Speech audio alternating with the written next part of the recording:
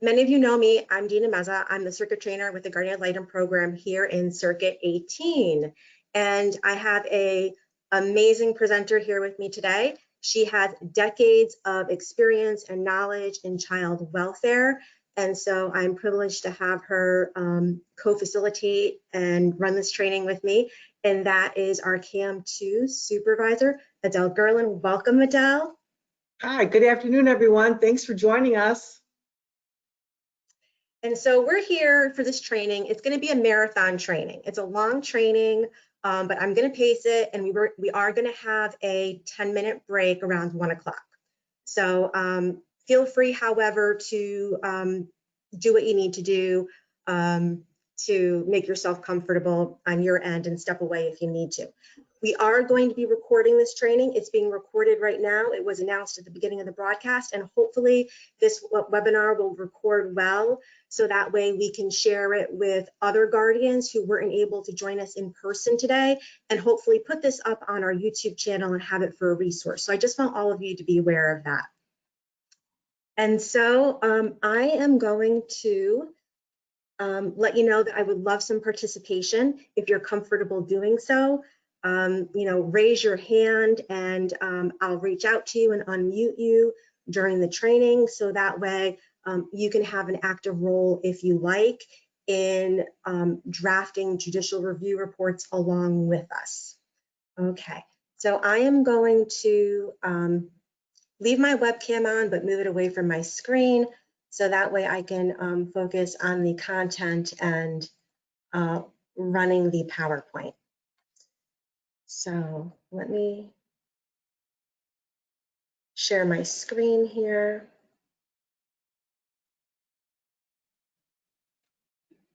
Okay. Wonderful. All right.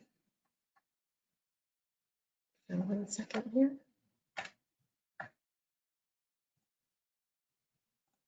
Okay, so let's talk briefly about the purpose of judicial review reports.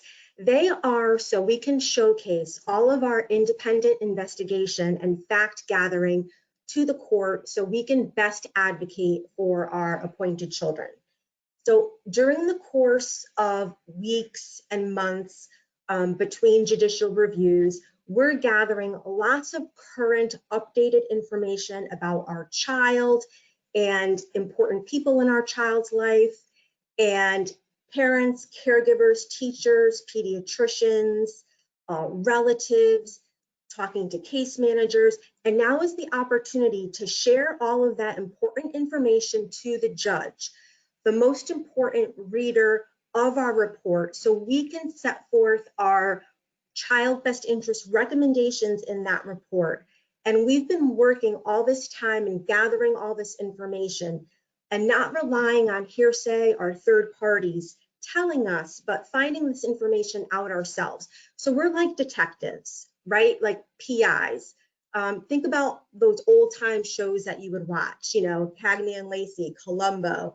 And if we think about My Cousin Vinny, he was all about talking to the judge. And this is our opportunity to talk to the judge and share really important information with the court. And so when are our reports due? That's very important, because the report due date is set by statute.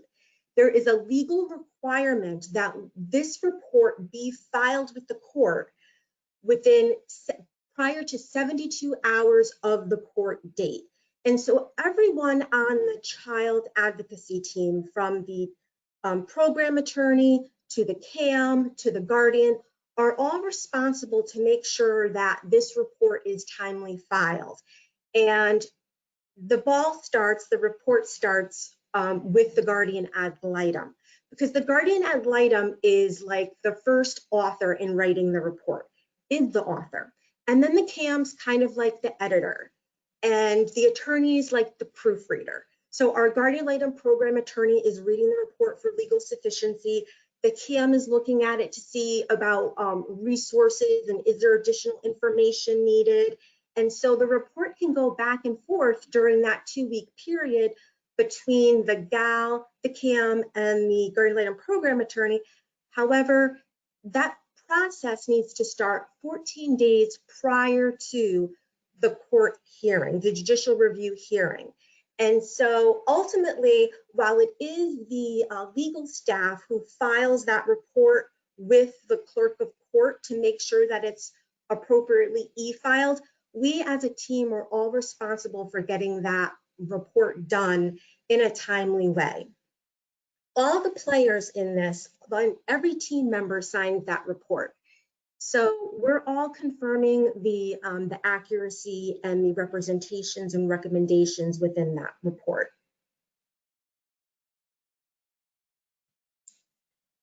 And that's why it's so very important that we make sure that we have firsthand information included in our report. If we are including hearsay, which we can, we attribute it to the source from which we obtained that information. So for example, the neighbor reported, the caregiver reported, mother's boyfriend reported. So that way we're identifying where we're obtaining that information from that is hearsay obtained from a third party and used and contained within our report. In addition, we don't want to rely on feelings. And this is really Adele's famous saying, facts, not feelings. And that's so very true, because this isn't how I feel. This is how I think, and this is what I know, because I've done all of this independent investigation and fact gathering. And so I'm not being subjective. I am being objective in my report. I'm not basing it on my feelings, but on facts, observations, evidence, and data that I've gathered all this time. And now it's my opportunity to share that with the court and with individuals who do receive copies of that report. So knowing that many professionals will be reading this report, we do want to avoid judgmental and sarcastic statements. That's something that we can process with our advocacy team when we have concerns and emotions that we need to process, which we all have. So when drafting this report, as a guardian ad litem, you'll be referring to yourself as this GAL or this writer, as opposed to stating I or we, being cognizant of the fact that we're writing in the third party, really, this writer, this guardian ad litem. And oftentimes people ask, how long does this report have to be?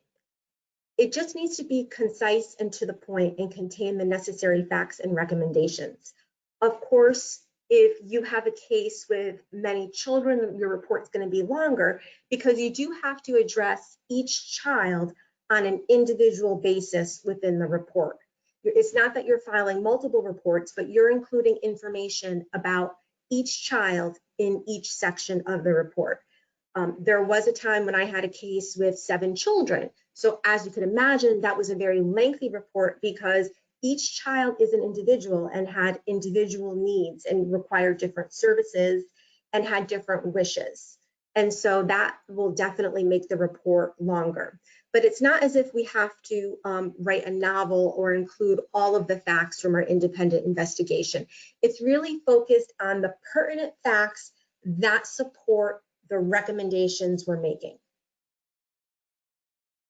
Okay. And consider who your reader is when you're writing this report. The most important reader is the judge, because that is the finder of fact and the individual who makes court orders that are then enforceable and pertain to our child's well-being, and really is thoroughly reading our reports. And more so than the long case management reports, which are known as the judicial review social study reports, which are extremely lengthy. So the judge reads our report for content, recommendations, and to get an idea of who this child is, which is so very important, because oftentimes, particularly with older children, the judge will, if the child is requesting, meet with that child in chambers alone, one-on-one, and have a conversation with that child about that child's wishes and other topics. And so by having our reports be child-focused and having information about our child's likes and interests, that really informs the judge with like tools and talking points to be able to be more engaging in a conversation with a child, a youth, if indeed that does happen. Also know that there's some other professionals who get copies of this report. Parents' attorneys always get copies of the report. Children's Legal Services, which is counsel for the Department of Children and Families, and the report gets filed with the court. It becomes a legal document, and ultimately that will be filed in Optima as well. And so you'll always be able to see the final version, signed version, e-filed version of your report in Optima. And there should also be a Word version of the report contained in Optima.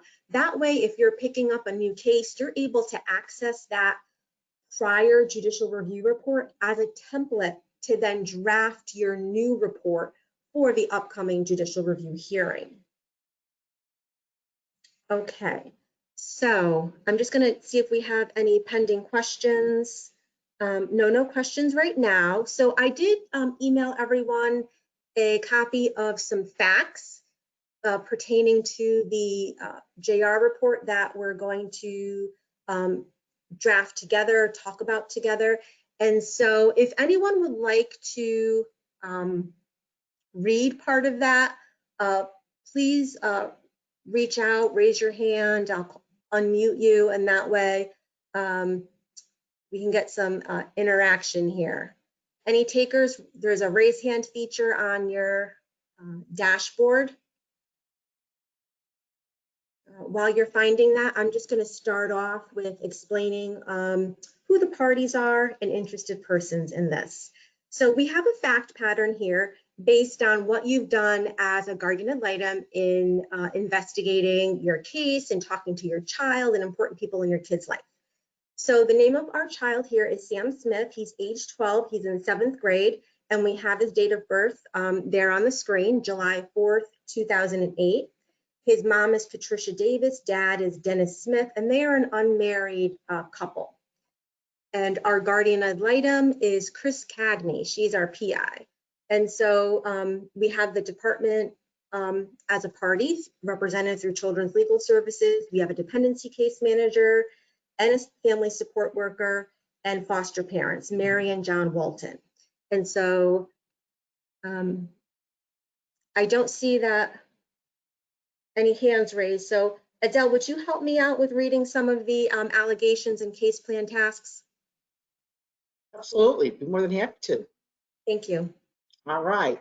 The dependency petition indicated there were maltreatments and history of domestic violence with weapons, illegal and prescription drug abuse, and alcohol abuse, child neglect, and mental health of the mother, which placed the child in danger. The dependency court's been involved with the family since 2018 based on neglect and imminent risk of harm to the child. The case plan tasks for both parents include substance abuse evaluation and treatment as recommended, stable housing, and legal employment. The mother has additional tasks of mental health evaluation and treatment as recommended, and the father had a domestic violence treatment, which is Batter's intervention program. Okay, so we all know that we gather the maltreatments and why this child was removed from care in the verified dependency petition. And we all know that there is a case plan that identifies the various tasks that the parents need to do in order to be able to have their child returned to their care and custody.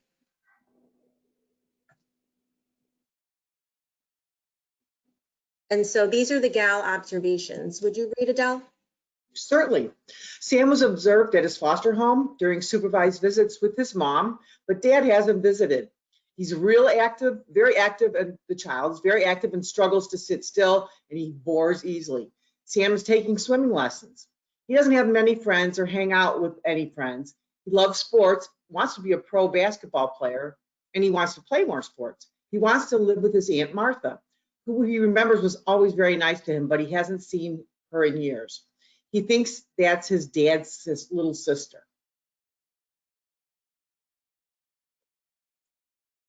Okay. And so you've done your child observations, you've met with your child over a period of months, and you have a good relationship with Sam, and he talks to you and he opens up to you. And you've also been, as the gal, supervising parent-child visits, because we clearly can't be making recommendations, particularly as to termination of parental rights and adoption, if we're not able to observe that parent-child relationship and know what the parent is doing towards case plan task compliance, and make those types of recommendations in good faith. So you've gone on your visits and this is what you've learned. And if I can, don't forget, you're not memorizing all of this. You've already put these notes in Optima. So when you go to write your report, you're going to want to focus on, okay, so I remembered, because your first judicial review will be in 90 days. And then thereafter, they're typically set 120 or 150 days. So you'll have blocks of visits, not just that one visit. It's kind of all put together. So you'll be able to review all that in Optima, because your notes will be in there in detail so that you can go back and make notes of your notes so that you'll have memories of the things that you've observed when you saw Sam. Just wanted to add that. So during a supervised visitation, and typically these occur at one of the centers, the visitation centers, or they could be in a park, and a family support worker will be there. You don't have to be you are not the supervisor of the visit, you're just an observer. So mother appeared agitated and act irrational. She had stated that once this whole thing is over with, that's it, they're moving. She's made statements about grabbing her son and leaving Florida. Her drug screens have been positive for prescription drugs. She's unable to remember who prescribes them. She stated in the past that she's taken Oxycontin, Adderall, Xanax, Valium, methadone, as well as illegal substances, including heroin. When asked about the father, she said that their home is being foreclosed and that they were moving to Virginia. She reported the father's unable to attend the visits because he'd been drinking. During the visits, she required constant redirection because she kept making promises to the child about coming home, moving out of the state, those sort of comments. She doesn't really interact with her son, but instead tries to talk to all the adults that are present about how she's the victim and they, the parents, have done nothing wrong. She once told us that she had ADHD. She doesn't appear to have a strong bond with her son. And Sam kind of plays on his own in the corner, doesn't talk much to his mom during visits. He doesn't hug or kiss his mom goodbye at the end of the visits. Those are great things, I might add, when you observe a visit. If you don't want to stay the whole time, because sometimes they're 2 or 4 hours, I would typically go at the beginning of a visit and see how the child reacts when he first sees his parent, or go towards the end and see how they say goodbye. Does mother put the child in the car? Is she soothing? Does she try to make the event, see you next time, that kind of thing. So those are important observations to document in Optima and report into a court. Yes. And what I find interesting in this fact pattern is that it's an observation as to the bond and the attachment between mother and child, and then between child and mother, because that's two very different things. Because the child's attachment could be, for example, stronger than the mother's attachment to the child, or vice versa. It just depends on what that relationship was like, since infancy or since they were together.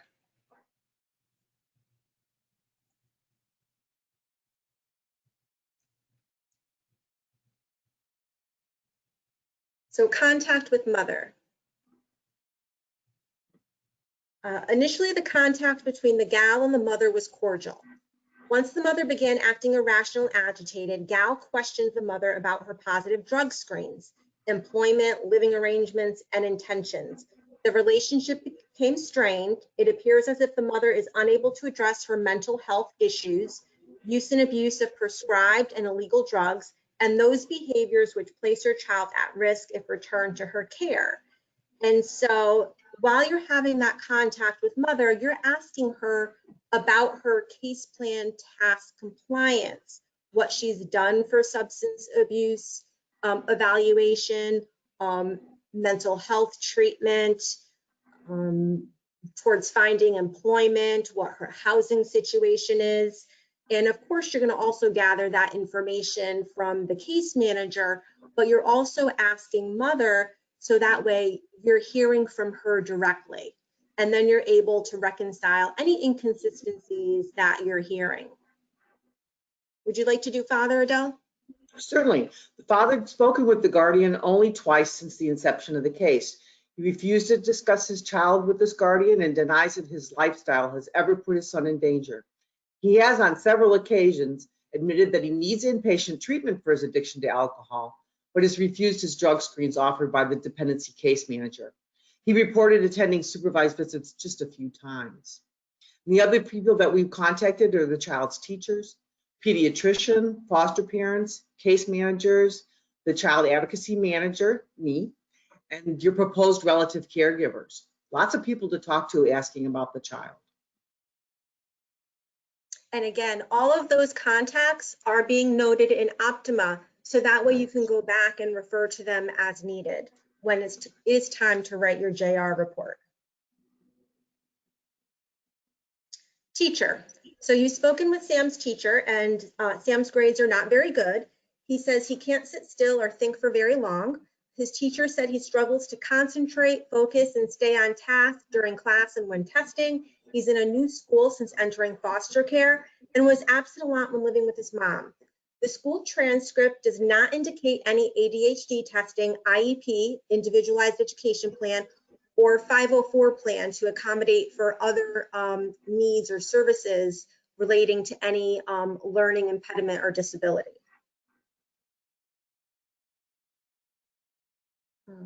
You've also reached out to the pediatrician, and the pediatrician reports that Sam has never had any ADHD testing or other developmental delay or learning disability testing. And so all of this information goes to then inform what you will include in your judicial review report. Adele, would you like to do this part? Certainly. The dependency care manager, there have been 3 case managers involved. The current case manager stated the parents have been offered services by her and prior case managers, but the parents have not followed through. The dependency case managers also said Sam doesn't talk much to her about what he wants, and that she only recently learned about Sam's relative. And until then, case management did not know about any family options. Past dependency case managers have reported that as well. The current DCM says that the foster parents are not interested in adoption. The foster parents said they'd like to see Sam with family, but haven't excluded the possibility of adoption. The foster mom and the foster dad both work full-time and struggle to drive him to all the places he wants to go. Thank you. So you're also talking to your CAM while you're working your case and advocating for your child. And you as the guardian heard that the father was arrested for DUI, and you saw that mother had a black eye at one of her supervised visits with Sam when you were there observing. And so you called your CAM and you asked your CAM if she could assist you with doing a court record search. And your CAM confirmed that father was arrested for a DUI in October and for domestic violence on mother. And the CAM learned this and confirmed this by reviewing court records in BECA, which is our electronic court record database that guardians do not have access to, but CAMs do. And so your CAM shared that information with you. You also reached out to the proposed relative caregiver and you spoke to Martha Smith. And she said that it's been about 5 years since she saw Sam. She is father's cousin. She moved to Georgia 5 years ago, tried to maintain contact, but they lost touch. And she's interested in having Sam come live with her. So as you can see, we have a pretty simple fact pattern. It's not very long, it's 2 pages. And so with that information, we can actually go ahead and write a very thorough report.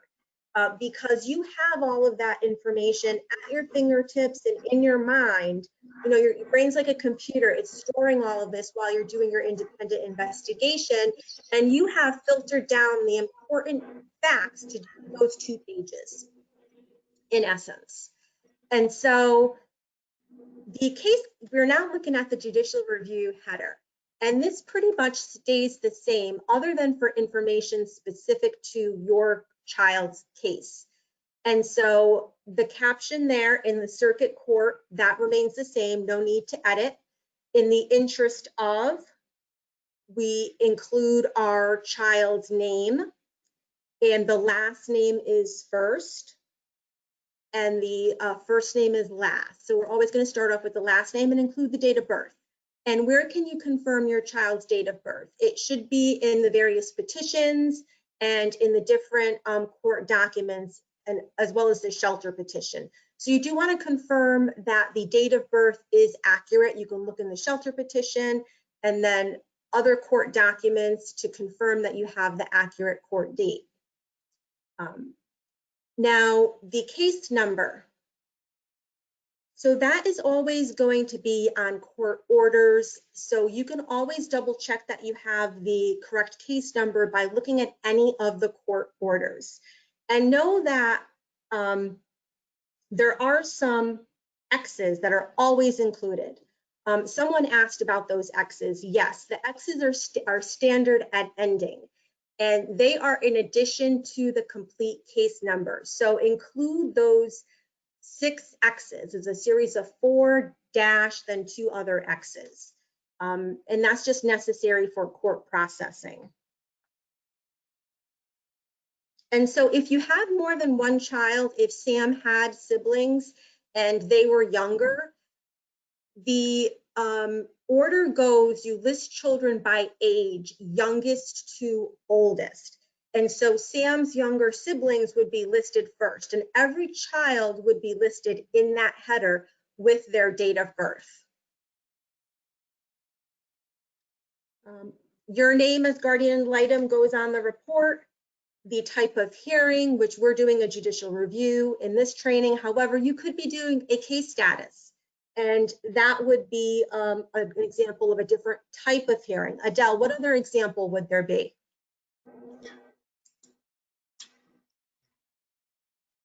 There could be a residential treatment report, and that's when there's a suitability assessment to try to determine if a child needs residential treatment, a higher level of care, and that would be based on some psychiatric needs. And you would just put down, the type of hearing would be a residential treatment hearing. They cannot place a child in an institutional setting without writing a report to the court and the judge approving and ordering that placement. Thank you. And then here for the date of hearing, it will be the date of the JR hearing itself, not the date that you draft or turn in the report. The current permanency goal is what the goal is stated on the case plan. And so in this case, the goal is reunification adoption.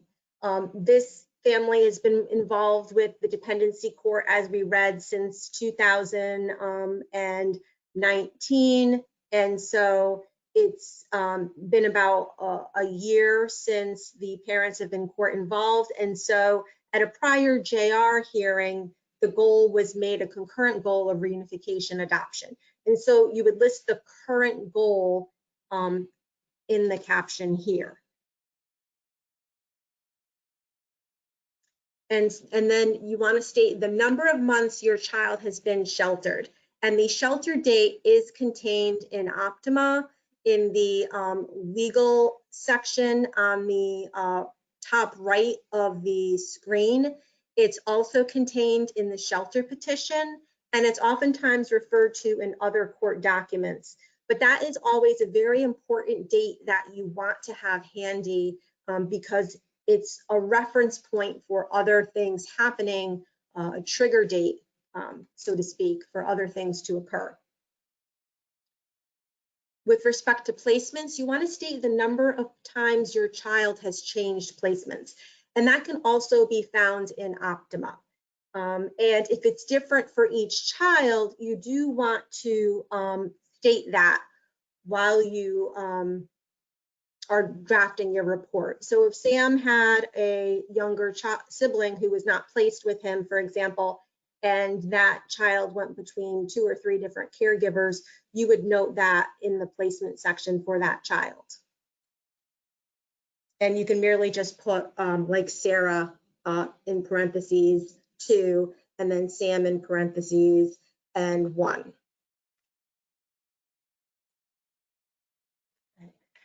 So the next section of the report goes into recommendations and observations that you're making. And we're just going to do a quick poll before we get there.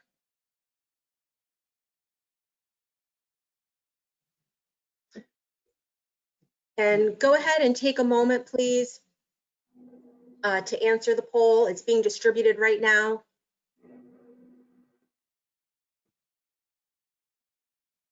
Adele, would you like to read the polls? Certainly. Where in the Guardian Ad Litem JR report do you state your recommendations?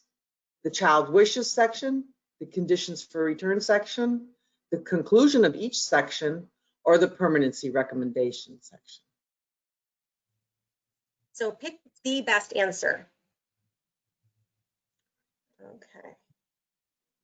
So I have about 50% of you that voted, 75%, 83.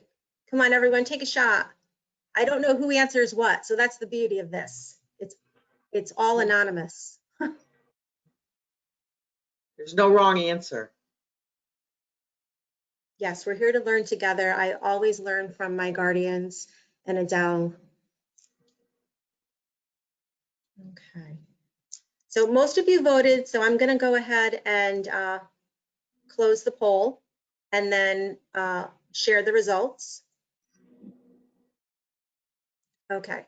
So most of you said in the permanency recommendation section.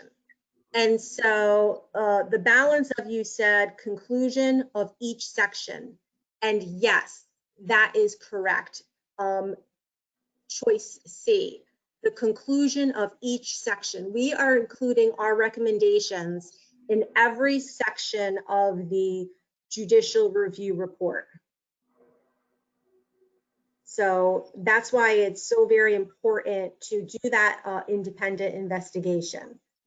So I'm going to go back to our PowerPoint. Give me a moment. And if anyone has any questions about that, please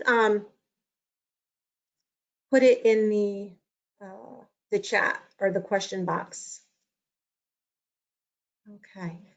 So with the independent information gathering, let me see here. So I'm just, Adele mentioned some of this, so I'm just going to scroll over that. Okay. Okay. So yeah, so each section has to include your recommendations. You're making factual-based recommendations to advocate for your child. Your observations are stated as facts, not opinions. So you're writing this GAL observed, this writer observed, and your tone in the report is factual, not subjective.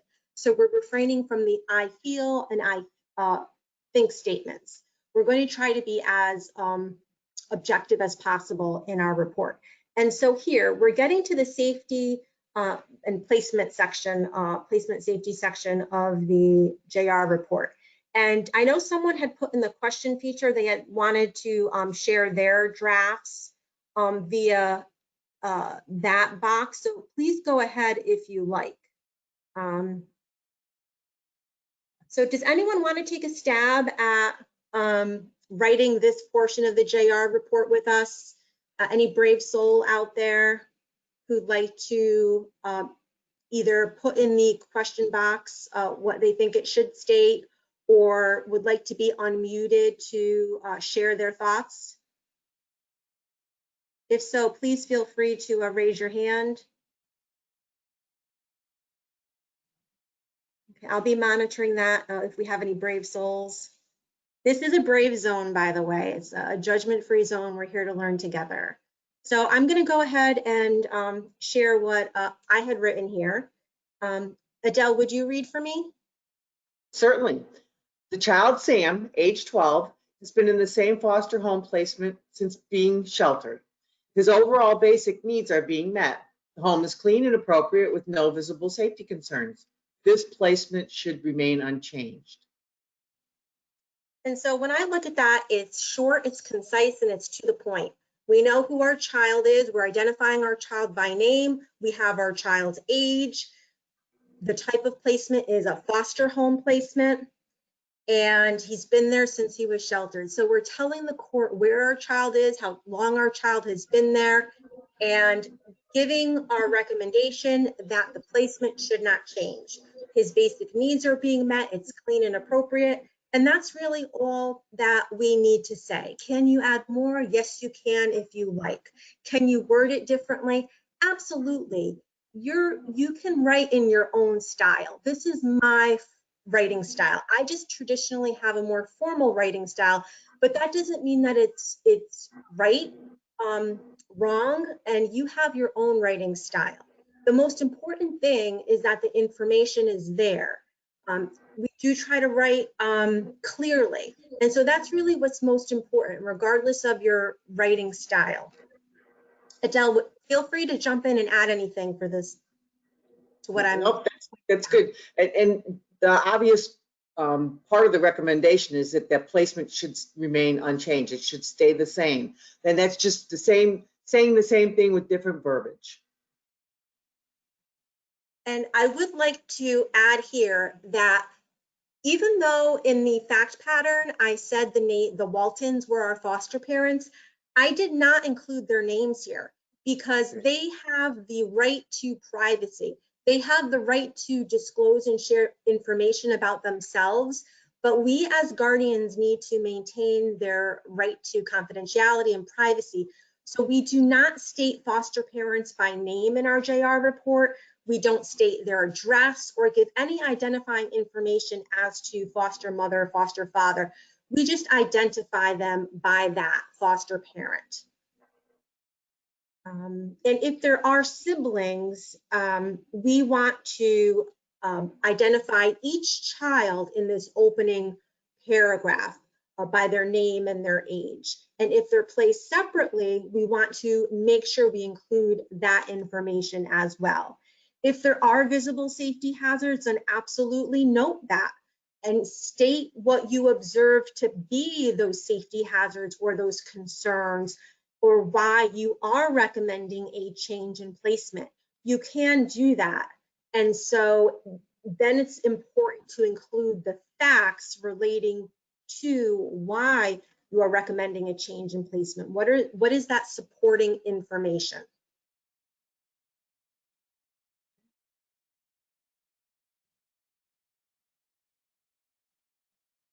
So the next section asks for what your observations and recommendations are based on your guardian litem visits of the child and your observations of the child with the caregiver.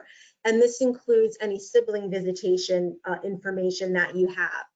And so you want to describe what it is that you're seeing.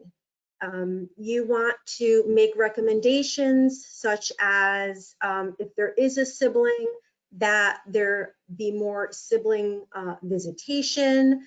If it's sibling visitation is not occurring frequently or not at all, we want to make sure that we highlight that, we bold that information, we bring that to the court's attention.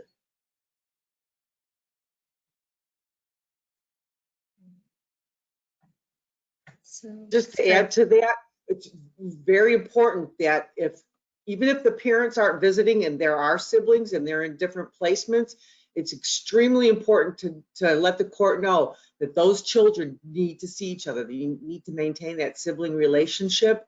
And the department and the child, the CBC, the supervising agency, are responsible for making sure that those children see each other, whether the parents are seeing the child or not. If the parents are seeing the children, then the children can all be brought to the visitation together. Obviously, that would be the better way to do it. But if the parents are not visiting, it is tantamount that the kids get to see each other and maintain a relationship. And if you believe that the kids need to be together and there are no outstanding issues as to why they should not be, please document that in your report. And again, bold it, underline it, highlight it, and let the court know that this is unacceptable, and we need to continue to advocate for the kids to be together in the same home.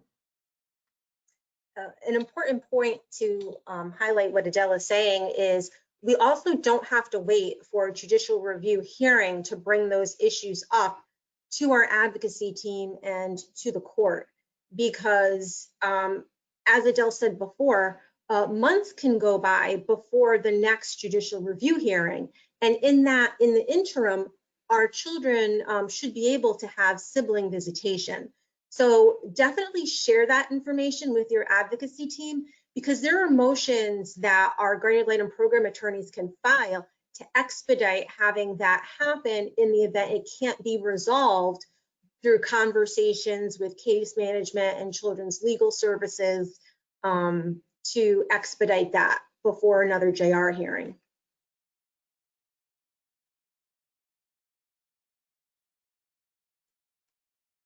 So I drafted this response. Sam relies on his foster parents to have his needs met, and has recently started seeking them out for guidance and comfort when he's upset. He is starting to develop some trust and affection towards them, and they are attentive caregivers. Sam has been observed in his secure foster care placement 10 times since this GAL has been appointed. Sam appeared content, healthy, clean, and well-groomed during those visits. He likes to play outside. The foster father was observed kicking a soccer ball with Sam. This GAL and Sam have spent time together playing catch and shooting hoops. Sam has no known siblings. So this is short and concise, yet it's informing the court of important information about your observations of Sam in his placement with his caregivers, his interactions with them and with you. Can you add more to this? Yes. Can you word it differently? Absolutely. Adele, I love your commentary, please. This is good, and mainly you take credit for the observations, the time that you spent with this child. Take the credit to let the court know what you've seen, what you've observed about the child. And the real other kind of important thing that's indicated in this is that the child is able to form a bond with other caregivers. And that becomes very important as you move down towards permanency, is that the child is able to form those relationships with alternate caregivers. And that as opposed to not bonding with anyone at all. Obviously, he's developed a bond with his foster father, and other relationships can be had. And you're also showing the court that you're able and he's able to have a relationship with each other. And you're able to even count your number of visits with your child and tell the court that. You can always go back through Optima and count the number of child visits that you've had. Numbers, percentages are great data to include in your JR reports, if you're comfortable with numbers, particularly when it comes to explaining how many visits parents attended out of how many visits they were offered.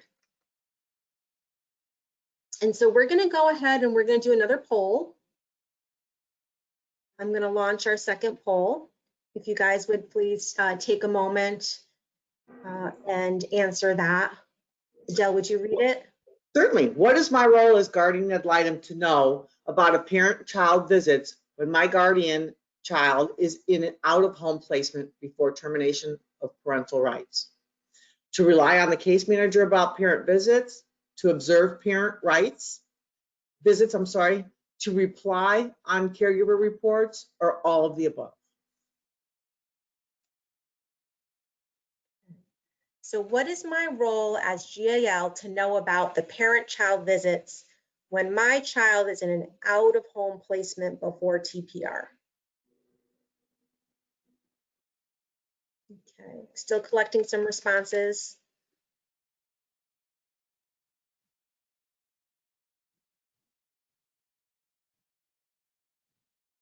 This is a bit of a tricky question. Okay, I'm going to close it. Okay. Oh, hold on a second. I wanted to share it. Okay, so 100% said all of the above. And this is a tricky question. So you're about to go make a recommendation before TPR. And so you're the guardian. So your real focus is observing the parent visits. So while you are talking to the case manager and are talking to the caregivers, you're not relying on that information to form your opinion and recommendation. You must see and observe parent visits if they're happening. So we're not just going to rely on what case management says or rely on what the caregiver is telling us. We're going to rely on our own observations and facts. And so that's why we're going to, why observing parent visits is the best answer. Okay, so let's go back to our JR. And if anyone has any questions about that, please put it in the question box. We do have a question. I just want to read it out to see if we're going to get to it or soon, or if we should address it now. The question is, when wanting to talk to schools, doctor, or other parties, since in most cases we are not visiting, hold on, it's not coming through, not visiting these locations, does the doctor or school have to accept the court order if faxed to talk to me on the phone about the child? Okay, so yes, while you're not visiting those places in person, you do need to provide those places, those individuals that you want to have a confidential conversation with and gather confidential information from as fact gatherers, a copy of the court order, your notice of acceptance, sometimes a copy of your guardian ad litem ID badge, particularly with schools. And they can share that information with you.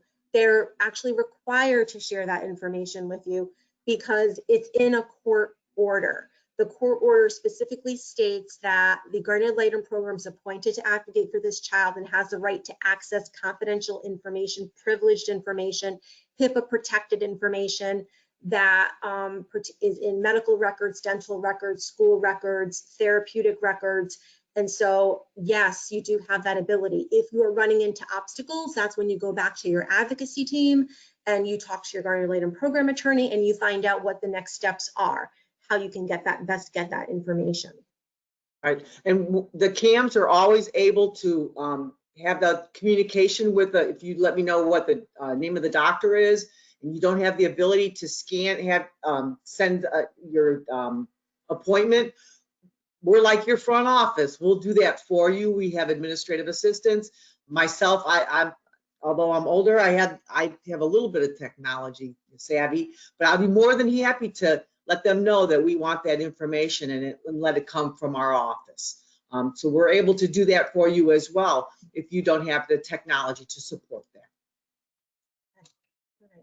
And we have another great question here. So when you have a non-compliant parent and the only feedback you have is from the foster parent, do you report it? Yes, you absolutely contain that, include that information in your judicial review report. For example, I would write, this guardian ad litem has attempted to contact father on 12 occasions.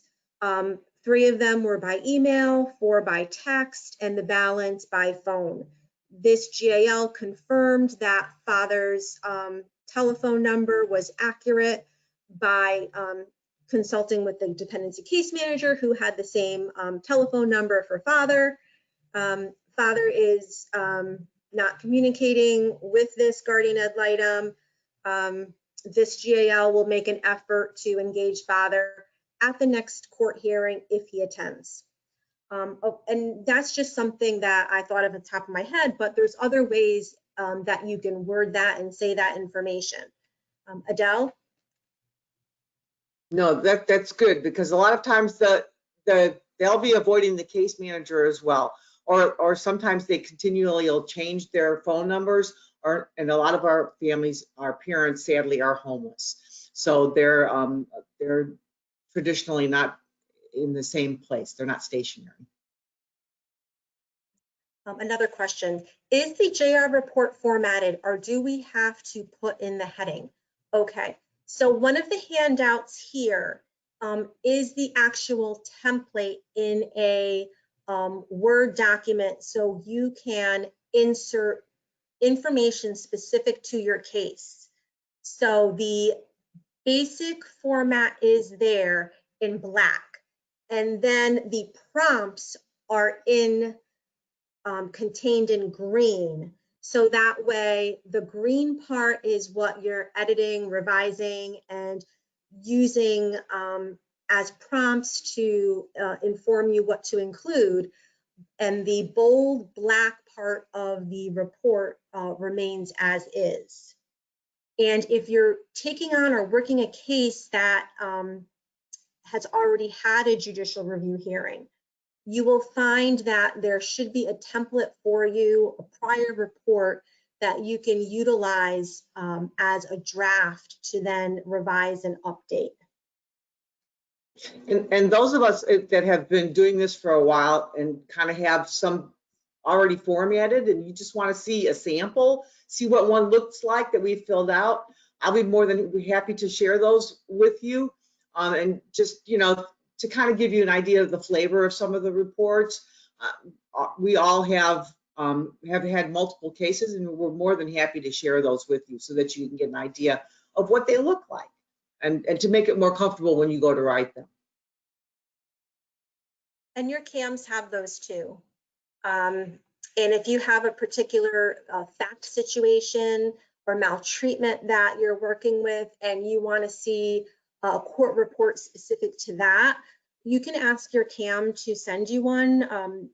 Important names can be redacted, so that way you are able to read what a JR report for example, domestic violence maltreatment, how that would be written. And so section 3 goes on to observations, recommendations on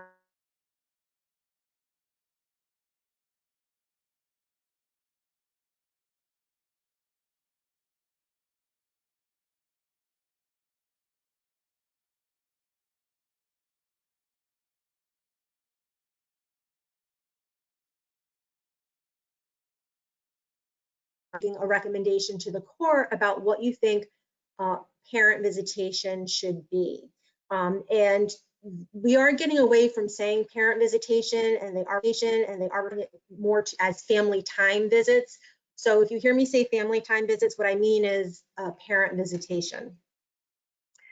So it's important in the report to identify what type of visitation is taking place, whether it's supervised or unsupervised, where the location of the visitation is occurring. Is it occurring at BFP, Brevard Family Partnership, Family Allies supervised visitation office? Is it occurring in the community, in a public place? Is it occurring at the caregiver's home?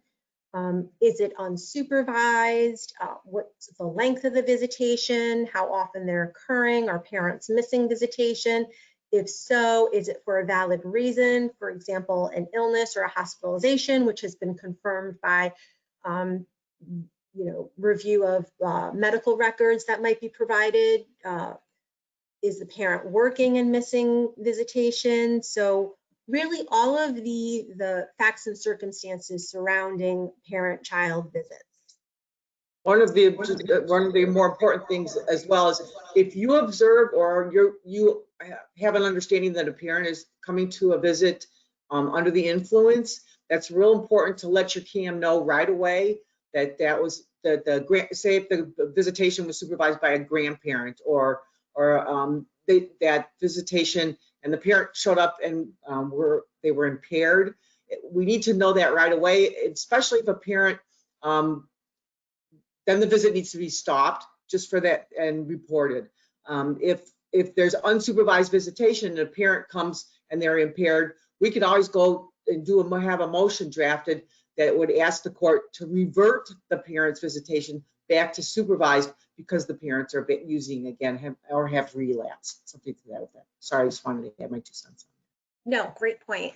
And so when we are observing visits, we're in fact doing just that. We're observing. We're not interjecting ourselves. We're not having conversations with the parents about their case plan task compliance during the visit.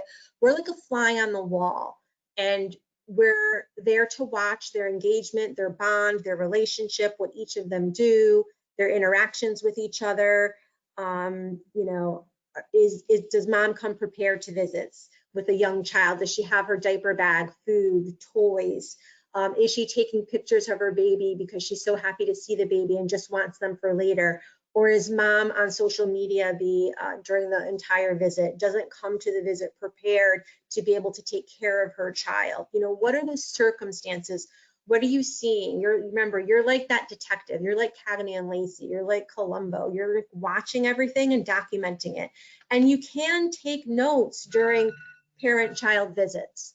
So, unlike when you're interviewing a child where it's awkward to like write down what a child is saying to you, and not the best practice for relationship building when a child sees someone writing down everything they're saying. Whereas when you're in a visit, you're observing, you can take some notes.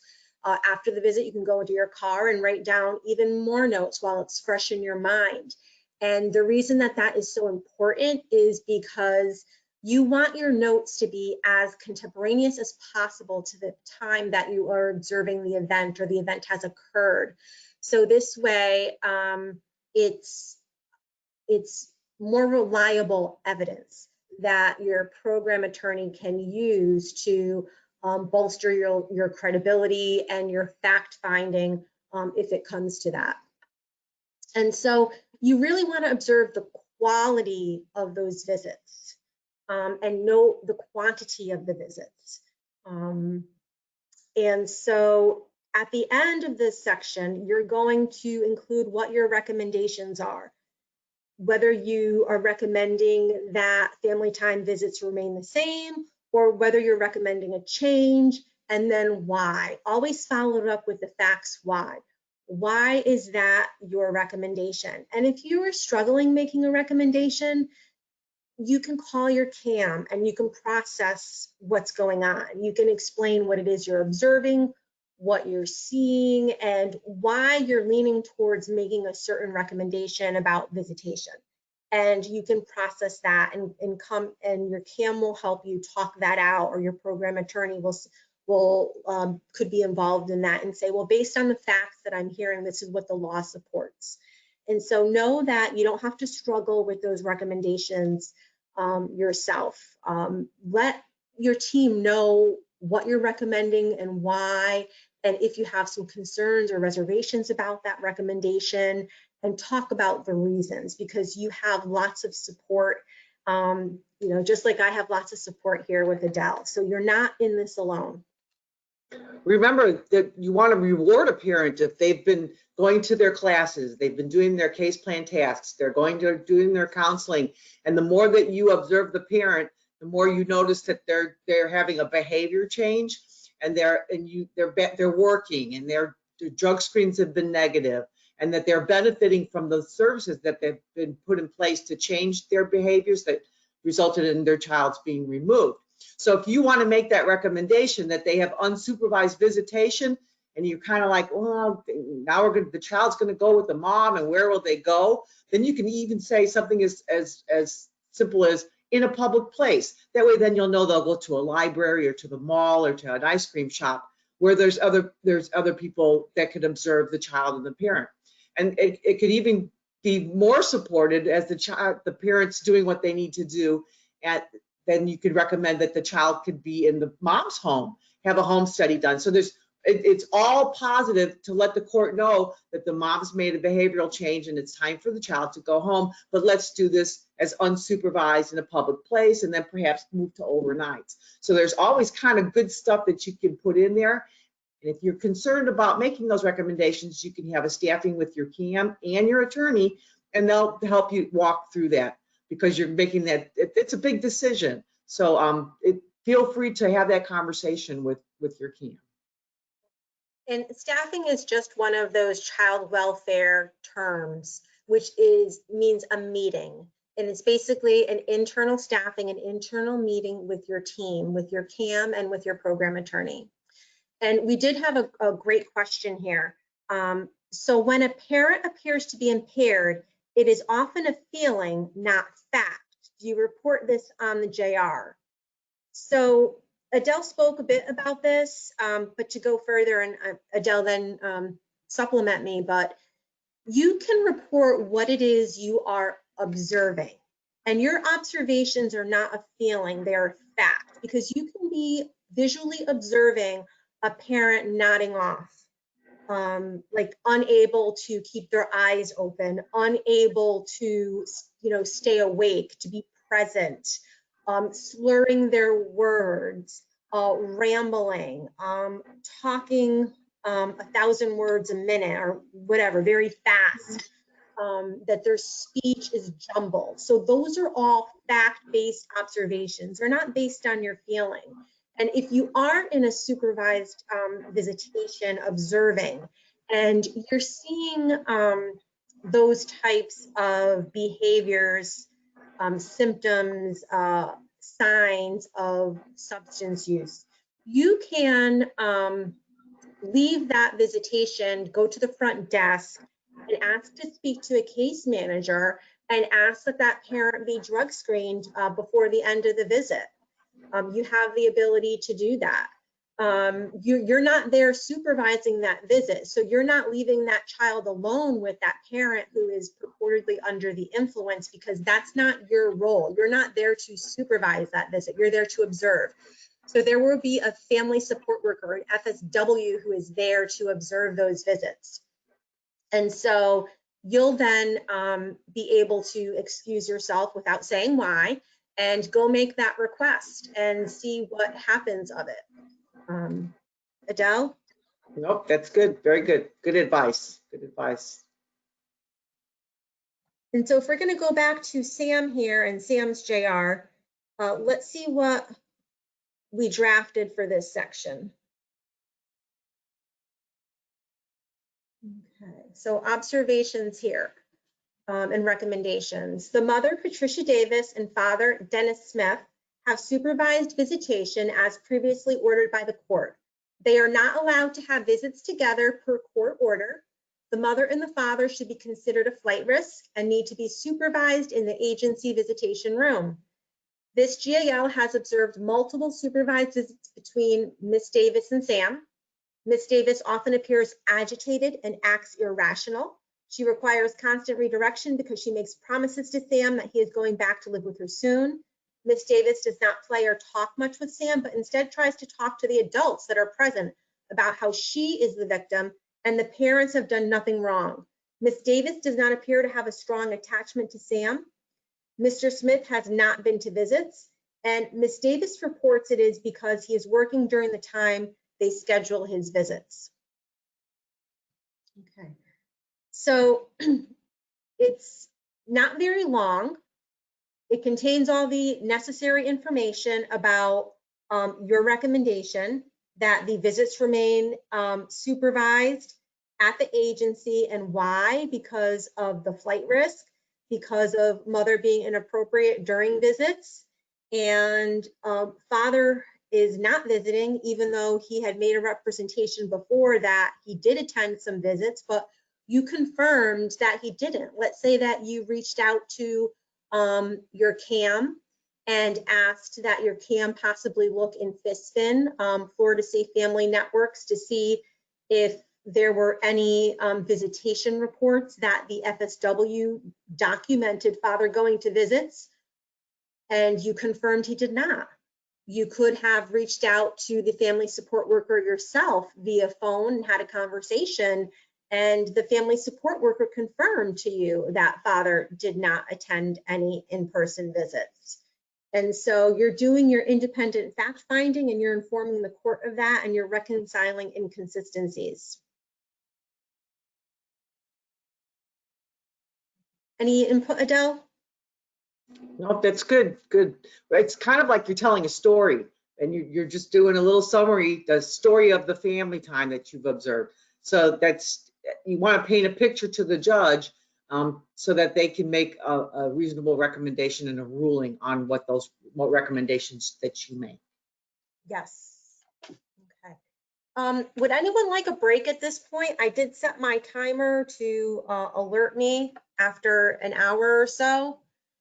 If you would like a break, please let me know by putting it in the question box, or I'm just going to keep going. But I do want to offer everyone a break because 2 hours is a long time. A quick one. You got it. Let's take a 5-minute break. Okay, folks? I'm going to stay on, but you are welcome to go off camera for 5 minutes. Let's reconvene at 1:15. Sound good? Thank you. Sounds good. Okay.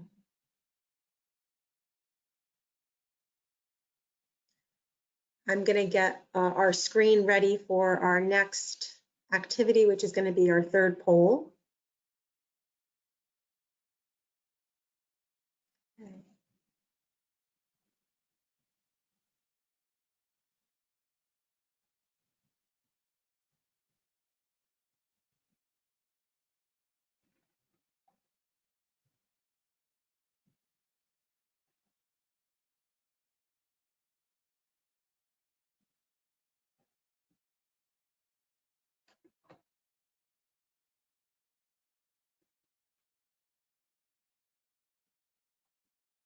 So I am here if anyone has any questions.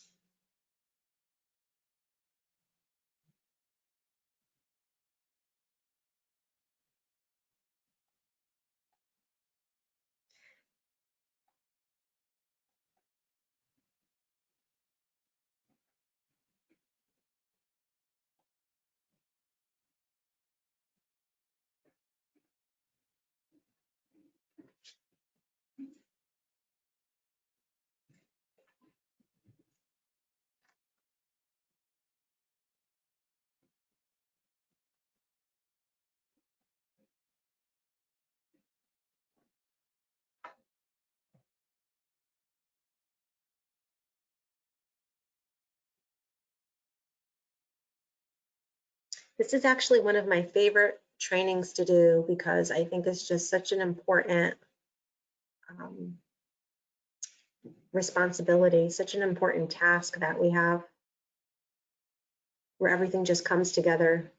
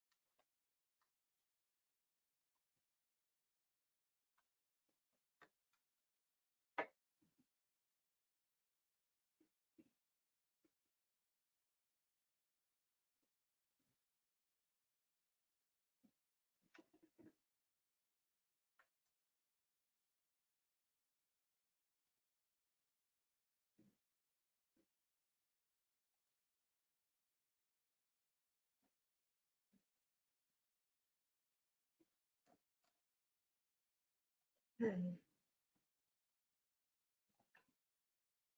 So just got a couple more minutes. I'm not sure if everyone's back on yet.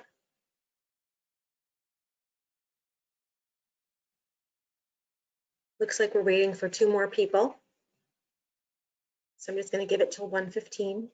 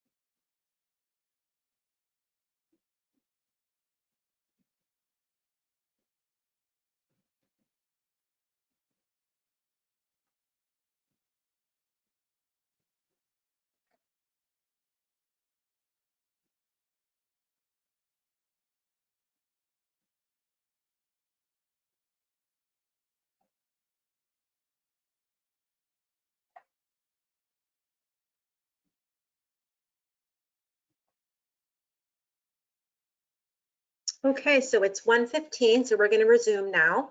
We have a poll up. All right.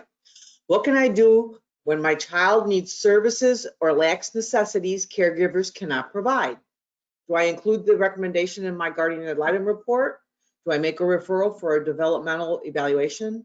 Do I make a funding request to Friends of Children of Brevard, our nonprofit, or all of the above?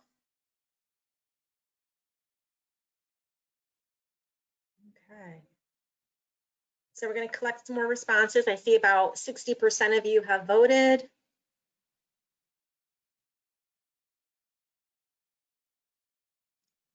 So all of these responses say that you can do something, which is great, because we as guardians always have the ability to do something to improve our child's situation. The fun part of being a guardian ad litem. Yes. Very rewarding. It is very rewarding. So the majority of you had voted, so I'm going to go ahead and close the poll now and share the responses. All right, so most of you said all of the above. Absolutely, you can do all of those things as a guardian for your child. You can make recommendations in the JR report. You can do a referral for a developmental evaluation.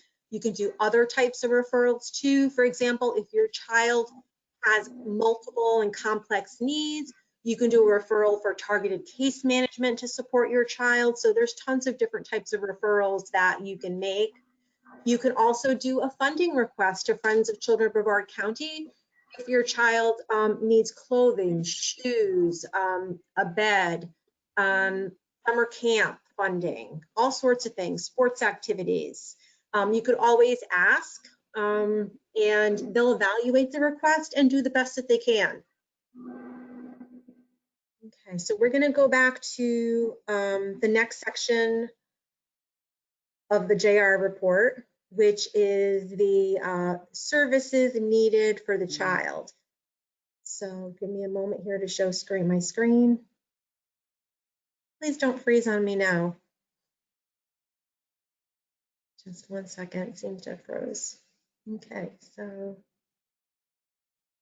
Yay. Here we go. Yeah.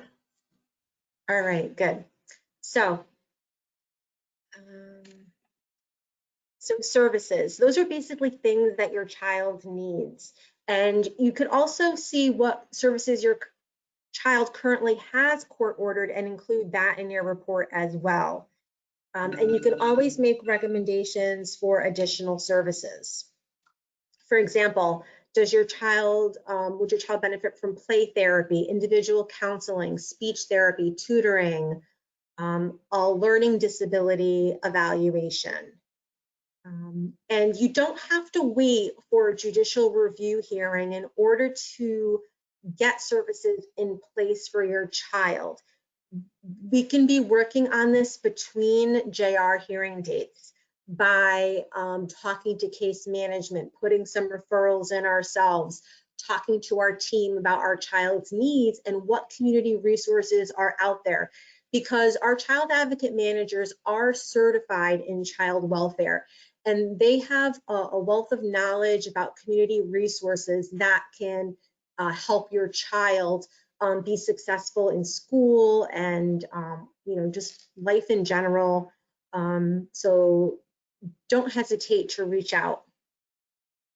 So let's go back to Sam and let's see what we wrote for this section for Sam.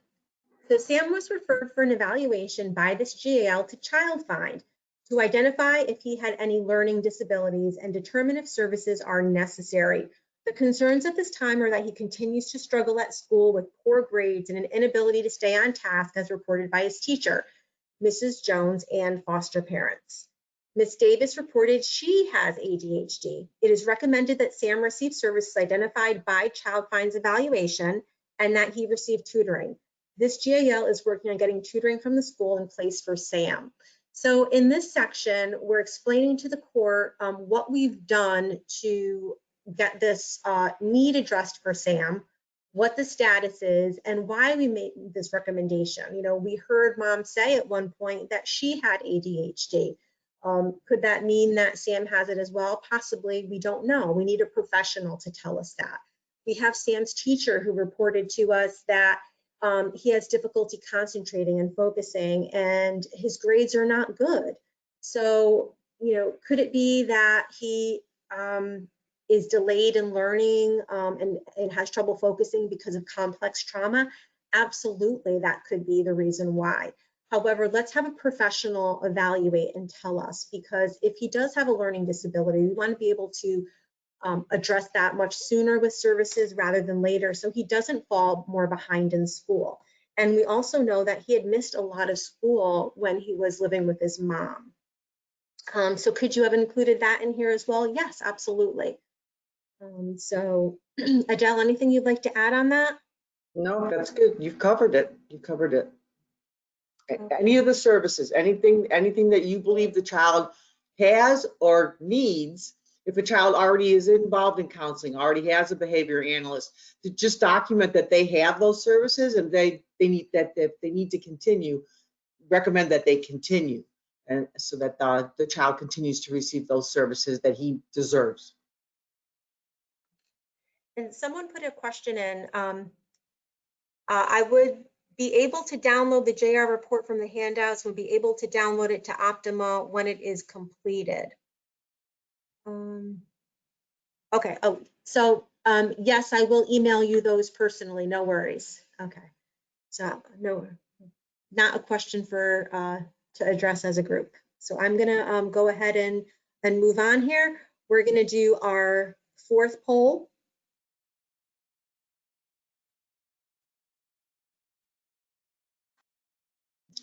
The conditions for return section in the Guardian Ad Litem JR report may be answered with a yes or no response.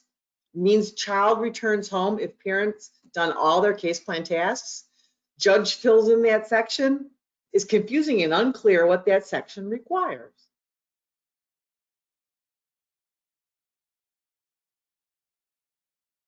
Okay. So the conditions for return section. Do we just put yes or no in that section? Does it mean the child goes home if the parents did all their case plan tasks? Is that the judge's section to fill out and include in the judge's court order? Or hey, I just think it's confusing and unclear, and that's okay if you pick number 4. Okay. So you guys can take some time and think about that. I'm not going to close the poll just yet because we have less than 50% of you who voted. So while you guys are thinking about that, I'm going to talk a bit about normalcy activities because that is the section, the JR report, before the conditions for return. And people kind of sometimes say, what are normalcy activities? And basically, those are all the types of activities that everyday normal kids who are not in the system of care or not involved in dependency court do. Like go to sleepovers, play with friends, go to summer camp, have hangouts, play on sports teams, go on vacations, have a pet, all sorts of different things. And so there's a paragraph in the JR report that addresses what your gal child is doing for normalcy activities. And what do you recommend that they do? What is your child requesting? Sometimes a youth has a specific request for certain normalcy activities that they want to do, like a certain sports camp that they want to go to. So if we talk about Sam in this case, remember he had talked about wanting to be a basketball star and play more sports. So we can review that section together and see what we would write in our JR report for his normalcy activities. Okay. So we have a good amount of you now who voted on this question. So I'm going to close it and share the response. Okay, so conditions for return. Okay. Okay, so it cannot be answered yes or no. So that's good because we remember we need to explain things and have reasons. Means the child returns home if the parent does all case plan tasks. No, parents don't have to do all of their case plan tasks, but that is the best answer, the best answer. So you all chose the best answer. So kudos to you, I applaud you. Parents have to materially comply with the case plan or substantially comply. If you think of the case plan as a contract where the parents are parties to it and the court is a party to it, as long as they make meaningful behavior change and it's evident and they've done a majority of it that shows and their behaviors show that they have made the changes that they needed to, that were keeping them from being healthy, appropriate, and safe parents, then yes, they will be able to have their child return to their care and custody, even if it's on a temporary basis with like a safety plan in place, without having to do all of the case plan tasks. Okay, and so the judge never fills out any sections of our report, and yes, it is confusing. So that's why we're going to talk about it now. So let me close that. And let's just for a second go back to the normalcy activities and what Sam was doing. So Sam here, he's taking swim lessons because he did not know how to swim when he entered foster care. This GAL secured swimming lessons for Sam through the Guardian Litem program's nonprofit partner, Friends of Children of Brevard County. Sam does not have many friends and wants to play sports. This gal recommends Sam participate in more team sports. Sam's foster parents have agreed to take him to swim lessons, but cannot commit to driving him to other activities. This GAL and case manager, Catherine Maxwell, are looking into transportation options for Sam so he can be involved in activities. And so here you're telling the court things about Sam, and you're painting a picture of him. He's an active young boy. Remember, he's 12 years old. He likes to play sports. He wants to, be on sports teams and have more friends. And that's what you're recommending for him and trying to put in place for him. And you secured swim lessons for him through funding through our program, our nonprofit partner rather. And so you're telling the court what it is you're doing to support him being a normal kid and having those normal childhood youth experiences, and what you're trying to do for him and what you're advocating for. So,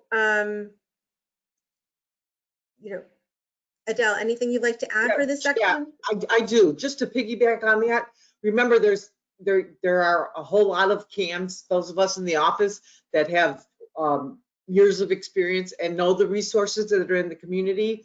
And most of the time it's because of the guardian ad litems that have told us about those services or case managers. There is a really extraordinary service in Brevard County. It's called Team Dragon. And Team Dragon provides transportation. They have karate classes. They have camps. They do a lot of things during the school holidays so that parents can still work, foster parents or caregivers. And so they actually provide transportation. I know that they have a great karate program, so that's always good during spring break, during a normal year, obviously. But Team Dragon is in fact still operational right now during COVID, and they have taken all the measures that they need to take so that our kids can still participate in normalcy activities. I just wanted to throw that out there. You guys didn't know about it. It's a really great service. Do they also participate to, for example, high school football team practices? That I don't know. I don't know if they do the transportation outside of the services that they provide. Okay. I'm not. So they provide their own extracurricular activities and To transportation. get the kids to the things that they do. Yes, yeah. It's almost like a YMCA, but it's called Team Dragon, and it's an organization that was created here in Brevard because there was a lack of services for that. Real cool. And that's the perfect example of a situation where your CAM could be reading your report and be like, oh, I know a resource. Let me call Chris and let her know about this resource, because we might be able to do this well before the JR hearing date. Okay, so now we're going to go on to conditions of return. And this is a very, very important section of the report. And this is really focused on whether it is safe for the child to return to the parent's care and custody, and whether the parents have made behavior change for the better and addressed the reasons their child was removed from their care to begin with. And so this is where you want to refer back to what those case plan tasks were for each parent and your conversations with them, the case manager, about their compliance and what you have observed by mom and dad during visits that you're attending. What do you see them doing and not doing? Because that's going to inform your opinion and recommendation as to whether they have made behavior change or not. And so you're really looking at and for behavior modification as to the reasons that led to the child's removal. So behavior modification. If we think back to the fact pattern that we reviewed here together, when you were going to observe mom's visits, she was still acting irrational and agitated, and she hadn't done a substance abuse evaluation. She wasn't going to mental health evaluation and treatment. And so you know all of that. You know that father hasn't been visiting. You know that father has said that, yes, I have a alcohol addiction. I should go in treatment. However, he hasn't. So he's not showing you through his actions that he is addressing the reasons that Sam was removed from their home. If we think back to the maltreatment, the allegations in the dependency petition, Sam was removed from the home because of substance abuse by mom and dad, alcohol misuse, abuse, domestic violence with weapon. We know that dad was arrested while this case was pending in October for a DUI and for domestic violence on mother. So we are not seeing behavior change. And so we are not seeing them go to services.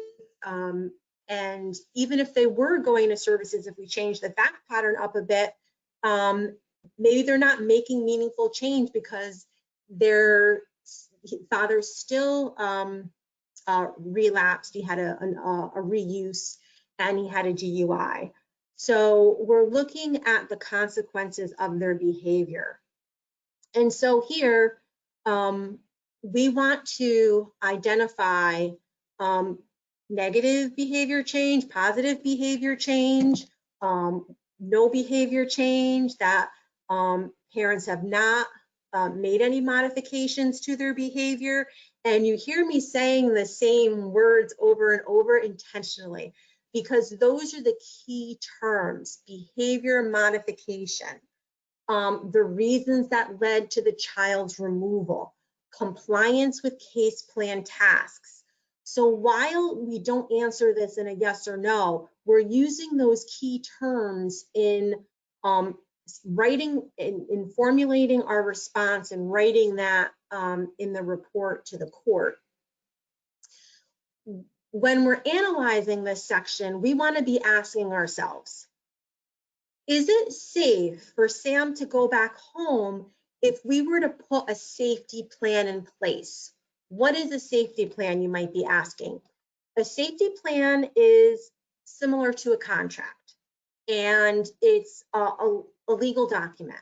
And it's what the Department of Children and Families, a child protective investigator, or a dependency case manager with family allies could put in place to have some safeguards, hence safety plan, have some measures in place to ensure that the child's well-being is met while the child is able to be reunified with the parents in a calm, safe home.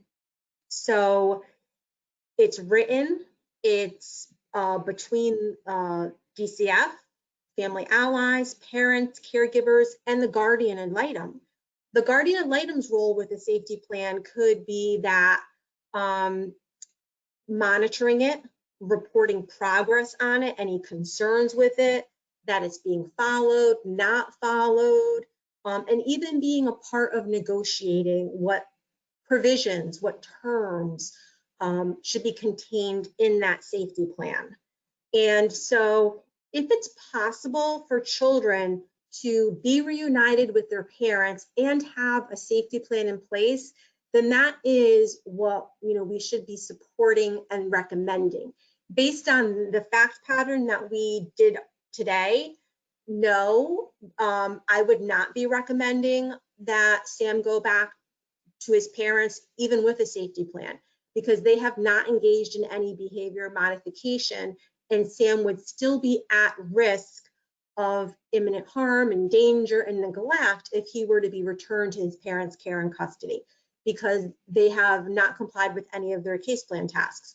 So, your case, you're going to have situations where there has been compliance, maybe meaningful and full compliance, and in those types of cases, there should be, reunification even before a judicial review hearing. In other cases where you have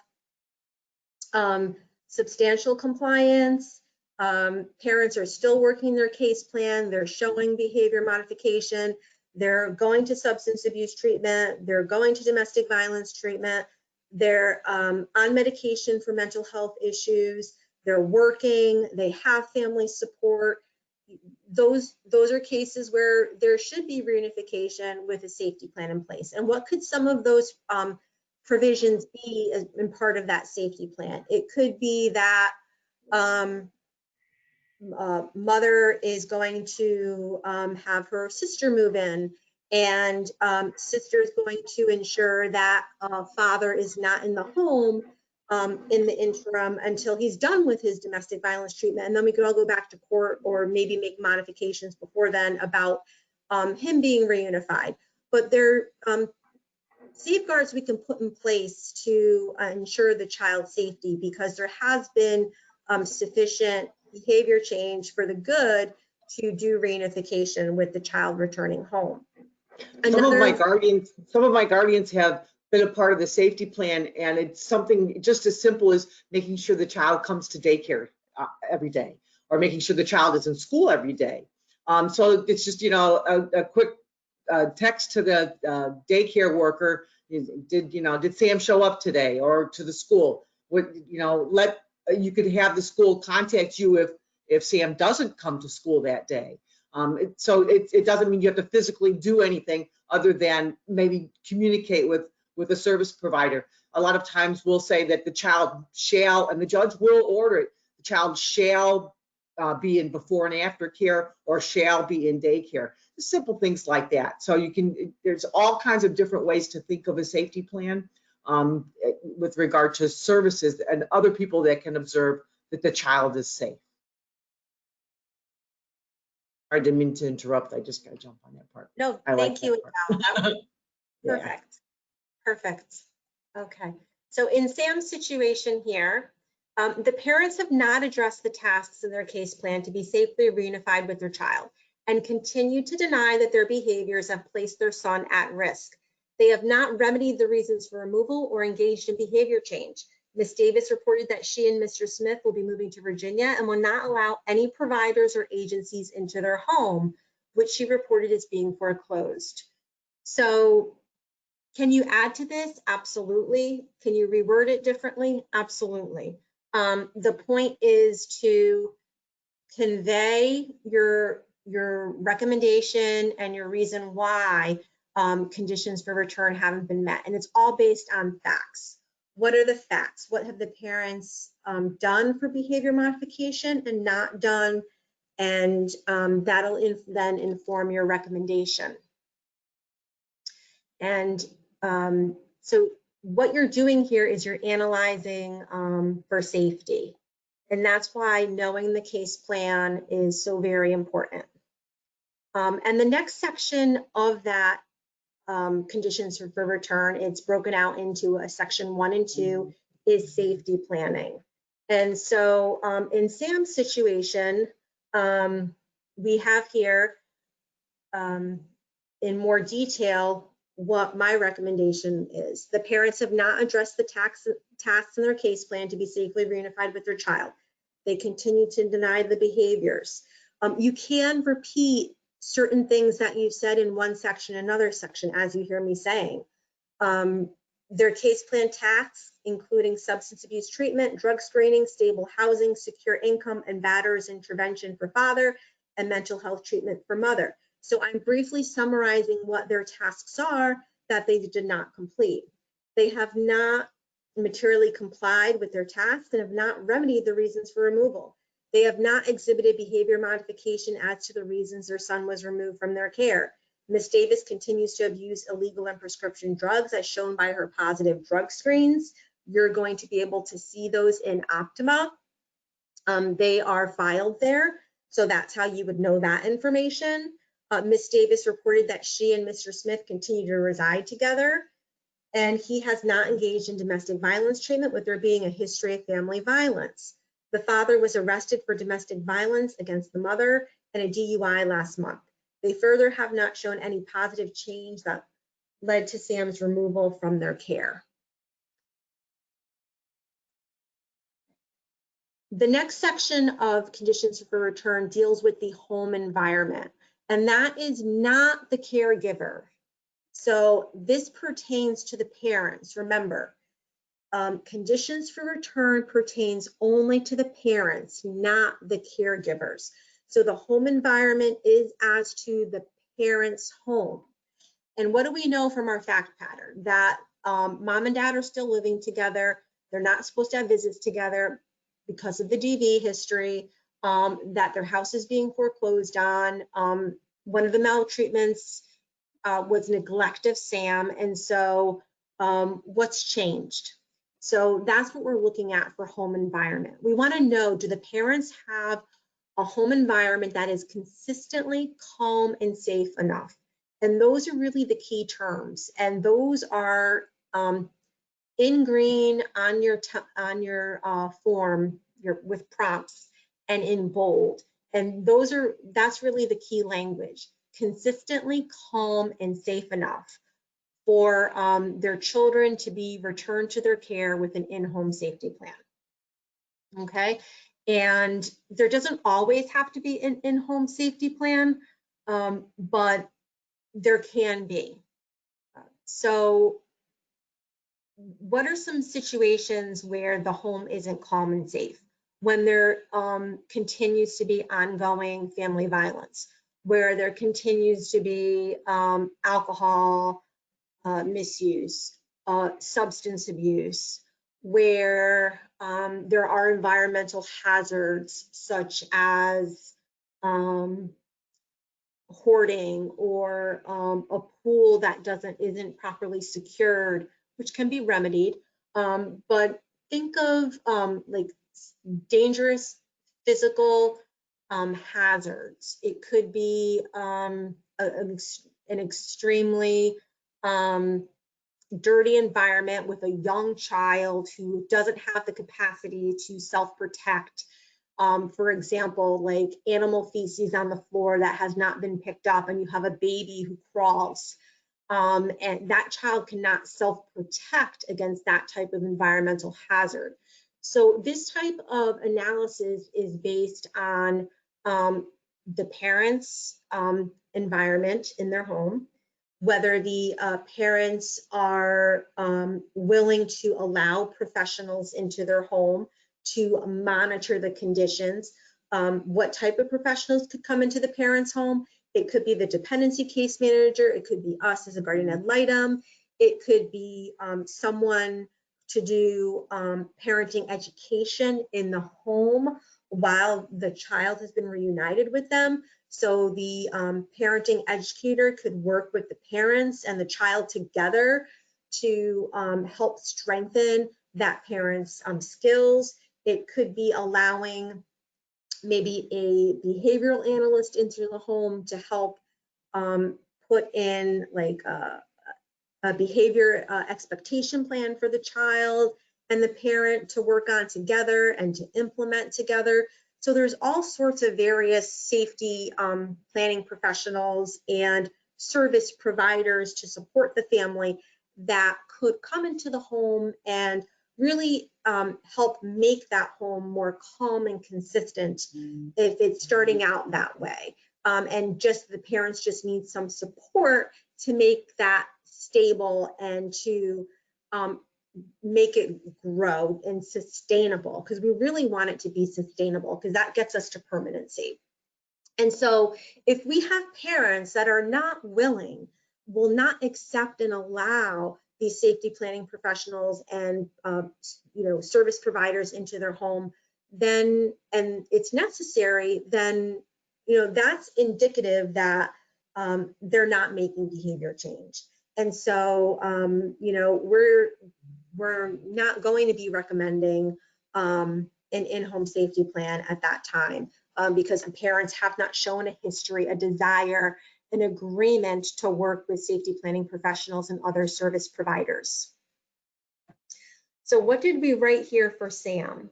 We wrote, Ms. Davis and Mr. Smith have not shown to have a consistently calm and stable home environment in order for in-home safety planning to be recommended. Parents continue to engage in domestic violence, as shown by Mr. Smith's recent arrest for DUI and domestic violence with Ms. Davis being the victim. The parents have a history of refusing to allow safety management professionals into their home for assessment and services. Mr. Smith has not responded to attempted contacts with this GAL and reportedly has minimal contact with case management. They have not shown a history of cooperating with safety planning professionals. The parents may be in the process of moving to Virginia, which mother reported to this GAL. And so based on what the facts and circumstances are in your case, you would modify this section to fit your recommendation.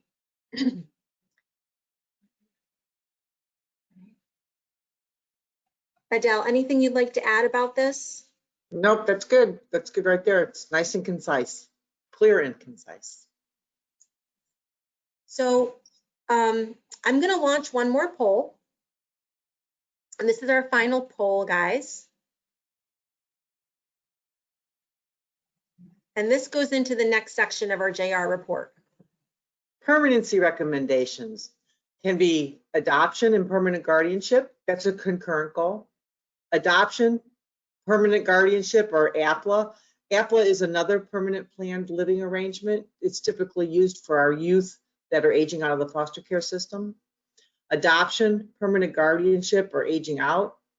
Reunification, adoption, permanent guardianship, or APLA.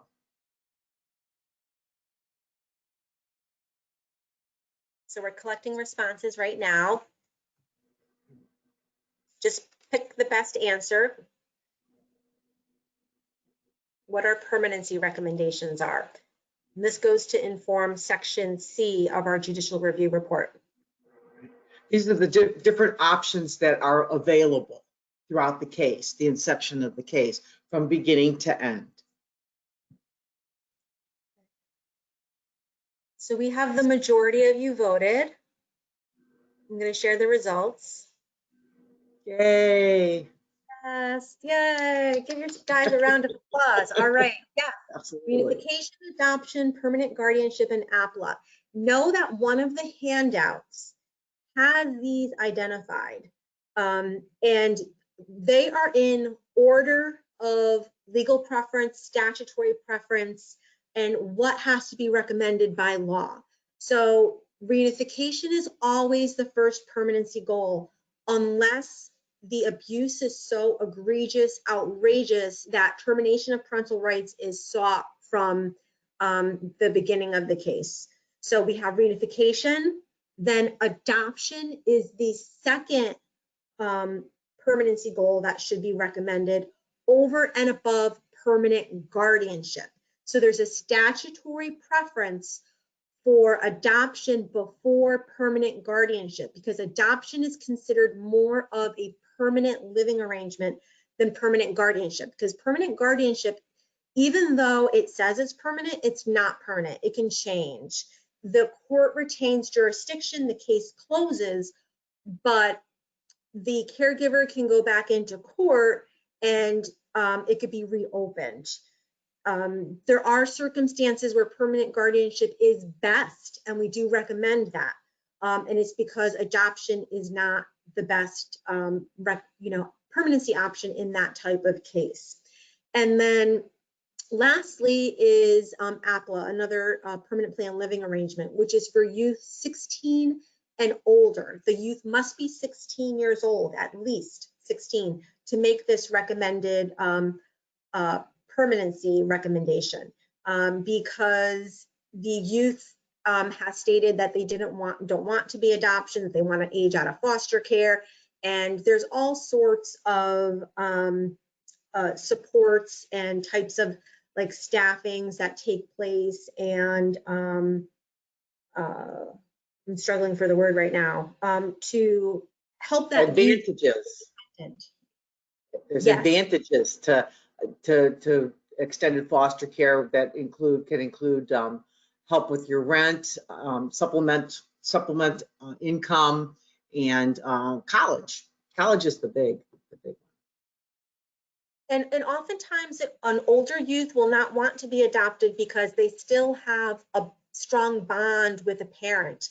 And while they can't be reunified, so for example, if that parent is incarcerated, they don't want to be adopted by someone else. So there's all sorts of reasons for that. But know that those are your options when you go ahead and write your report. And so let's go back to our case here and talk about what we wrote for Sam. So sometimes people ask me, where do I see the case plan expiration date? It's always in the case plan. It's written there. It's usually a 1 year date, a year out date from the date of shelter. And so you will find the case plan expiration date on the case plan itself.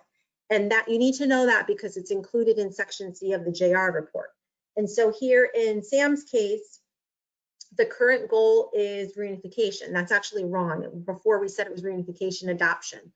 And the case plan expires on September 30th, 2020. And the GAL program's recommendation is reunification/adoption. But what can that really be? We can change it to adoption at this point. and not have it be a concurrent goal. And why would we want to do that? To really send the message that the focus is changed now.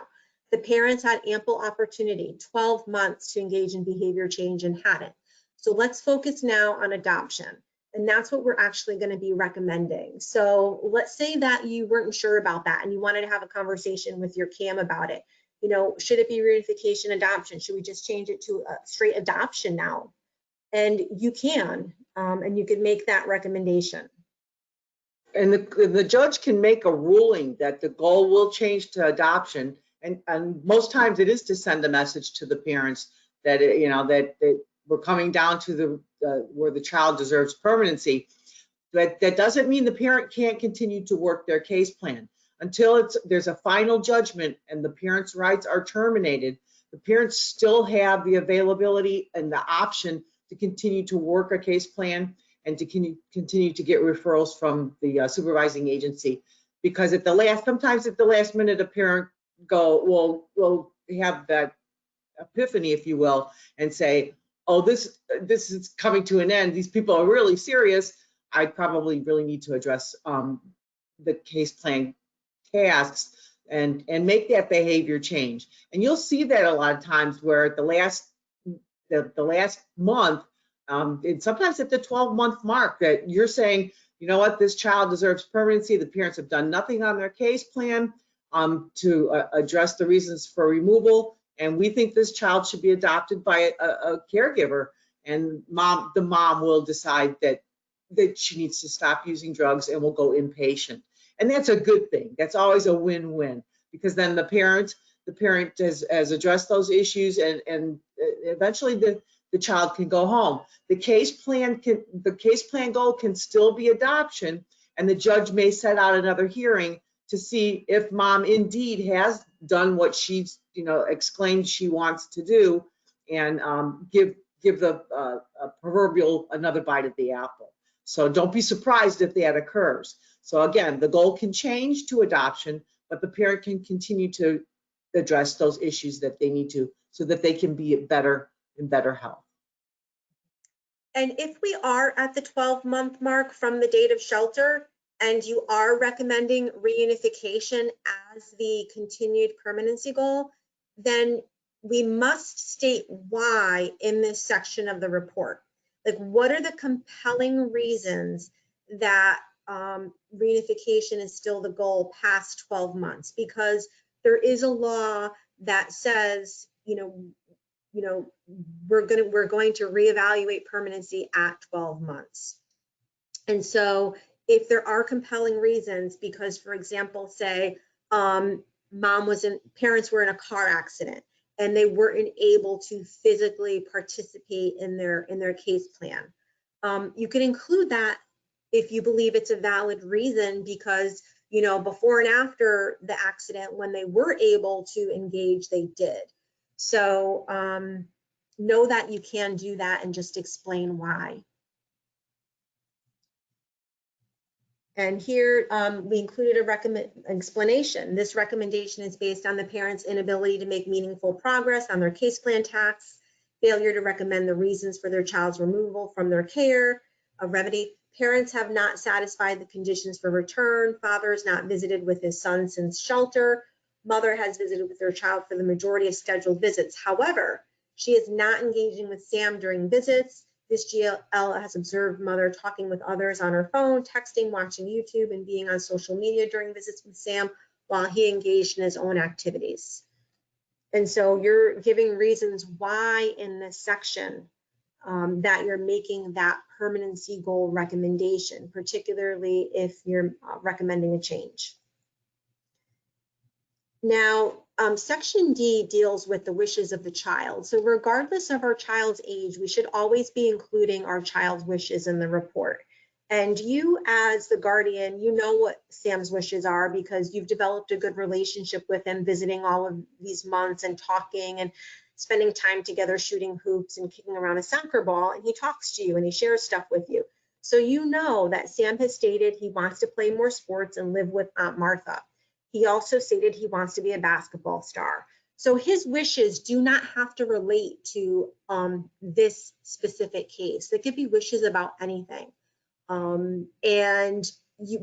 we can and do and must have those important conversations with our children, particularly those who have the developmental capacity, the understanding of their predicament, why they're in it, and what they would like to see happen. And Sam here has told you that he wants to go live with who he thinks is his Aunt Martha, but you, having spoken to Martha, know that she's actually father's cousin and that she is interested. Right. And don't forget, if a child tells you they want to go live with their parents, you can put in there that they've expressed that they want to go home. Most children do want to go home, but then further explain why that's not part of your recommendation. You could put that Sam, although Sam has expressed a desire to go back with his mother, this writer does not believe that it's in his best interest based on the parents' non-compliance, something to that effect. But if they say they want to go home, I would put it in there. Let the judge know, but then explain why you don't think it's in his best interest.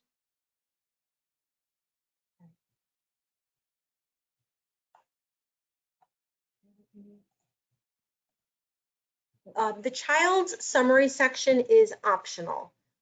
Here I've just talked about how Sam likes to play outdoors, wants to do more sports and make more friends, and why that's so important. And the issue about his foster parents not being able to drive him. So you can always use this section for other information that you would like to include. Personally, if it's anything relating to any of the above sections, I include that in the specific section. But there's this other section, which is other, which is catch-all. And so in this section for this fact pattern, I've included here information about this potential relative placement, and that she's expressed a desire to have Sam live with her. And so because this aunt, just cousin, is out of state, an interstate compact for the placement of children needs to be pursued because obviously it involves a different state, and a home study needs to be done of that aunt, and to get that home study done out of state, there's certain legal motions and things that need to be put in place. So this is where I put the other information about that. And you can use this to include information about your child's master trust if they're getting funding for Social Security, income, disability, whatever the situation facts are for your case, you can include this other section. And then you have the end of the report, which you're going to insert your name as the guardian ad litem, your CAM's name, and it's going to go to the program attorney for signature as well. And just, I know it's 2 o'clock right now, and we do have some questions. So I'm just going to look over my notes here to make sure I didn't miss anything important. You could also include in the child summary section information about them needing like a Social Security replacement card, a Medicaid card, a Florida ID card, any independent living matters that need to be addressed. So you can really use that however you want. If you have nothing to add, don't worry about it. You don't have to put anything in that section. Just leave it blank. And I would just leave the heading there, so that way when you go to use your template again, you have it there. And so, Adele, anything before we go to the questions? No, that's it. You've covered it. There's always the other. Always additional information. Okay, so I've got some questions here, folks. So if you can stay on, that's great. If not, thank you for joining us, and I greatly appreciate your time. Okay, so I'm going to tackle this question. I recently made an observation that a report was filed into Optima with some incorrect information. Do I email the report writer and have them amend it, even if it's a minor mistake? To help clarify, the mother's religion was incorrect, as well as the child's previous school was reported as being a Christian school, when in fact it was a Catholic school.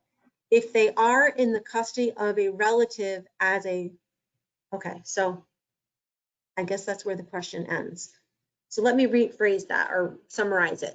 So if there's incorrect information in a report that's been filed in Optima, how do we correct that? Should it be corrected? And do you email the reporter writer and have them amend it? Okay.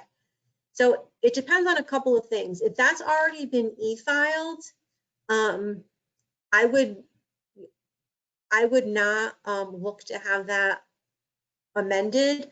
I would clarify in the next report that is written by you. And what you could write in parentheses is, for example, Sam attends Sacred Heart Catholic School, and then put in parentheses, not Christian school as previously written or in the prior judicial review report. So that would be a way of correcting the prior filing without having to reach out to that prior writer, because they wouldn't necessarily file an amended report.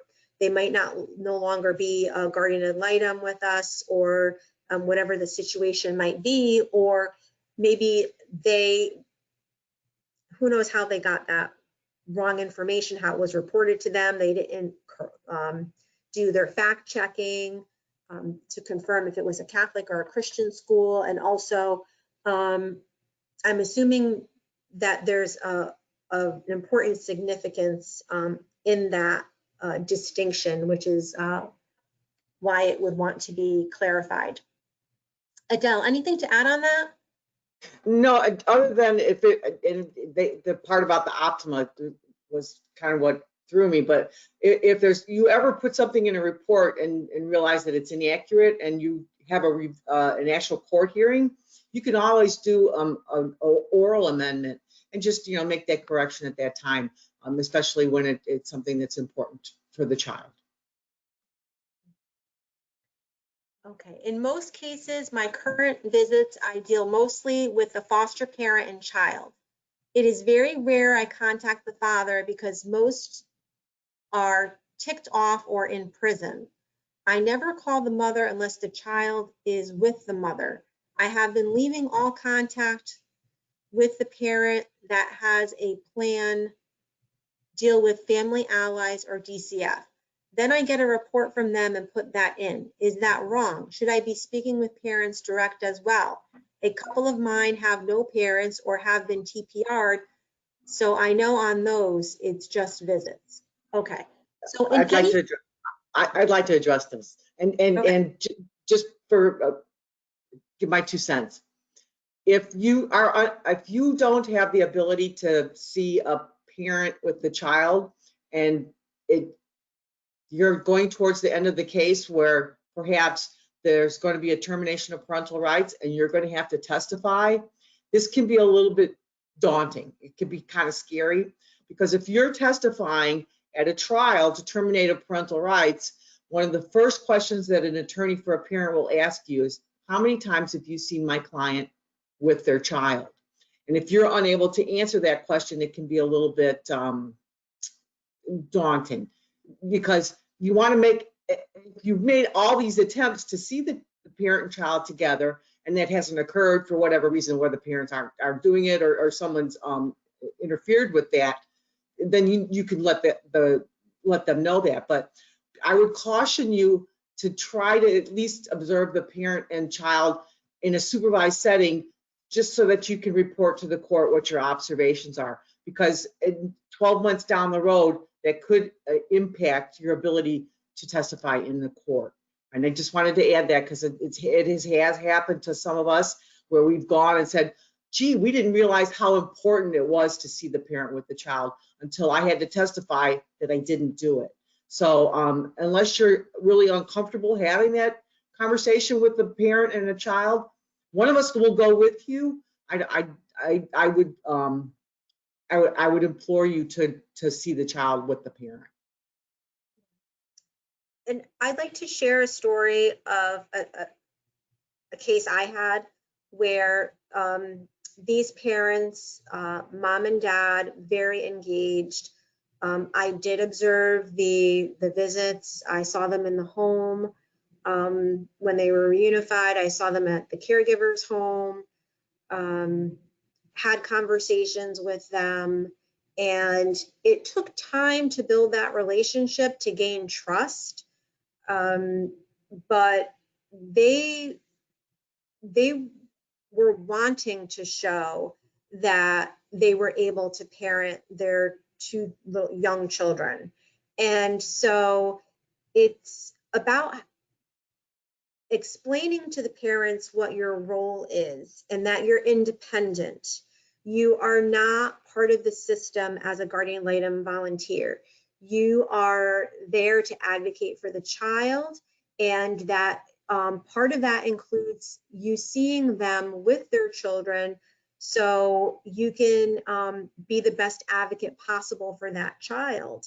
And whether it's to recommend unsupervised visits, reunification, whatever it is, if parents don't have a good understanding of why we are there, and they think that we're there to judge them, to be an impediment to them getting their children back, or that we are aligned with DCF or family allies when we are independent, then yes, it is going to be more daunting, and it might be antagonistic, and we'll encounter a lot of opposition.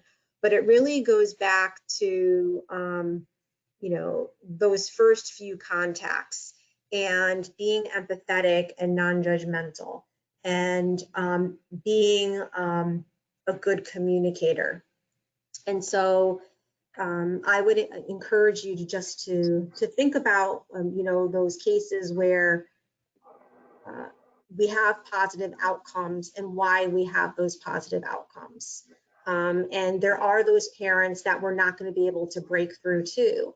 And that's because they haven't made that behavior change.